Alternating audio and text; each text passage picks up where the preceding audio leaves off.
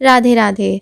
आप सभी भक्तजनों का एक बार फिर से स्वागत है आपके अपने यूट्यूब चैनल व्रत त्योहार की कथा में। जैसा कि हम सब जानते हैं, आज अमावस्या का दिन है। सनातन धर्म में अमावस्या का विशेष महत्व है।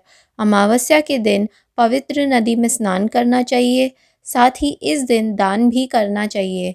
अमावस्या के दिन भगवान शिव और माता पार्वती की उपासना की जाती है।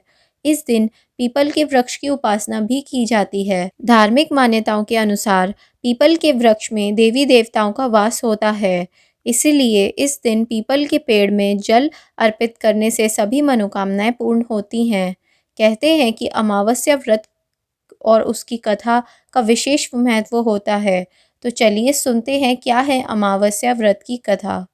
पौराणिक कथा के अनुसार एक राज्य में एक गरीब ब्राह्मण रहता था।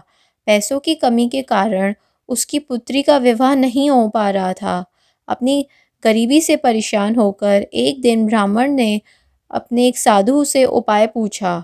तो साधु ने बताया कि पास के गांव में एक धोबन है जो अपने बेटे को और बहू के साथ रहती है।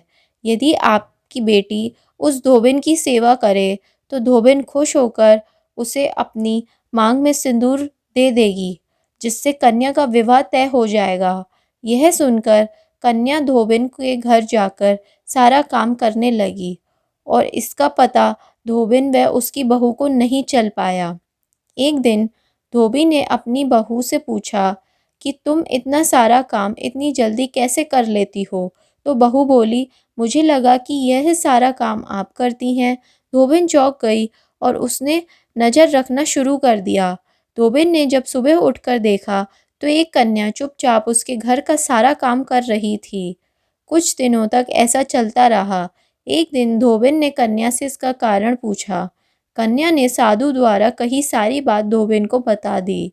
उसकी बात सुनकर धोबिन ने अपनी मांग का सिंदूर उसको दिया और उससे बोली, धोबिन के पति की मृत्यु हो गई थी।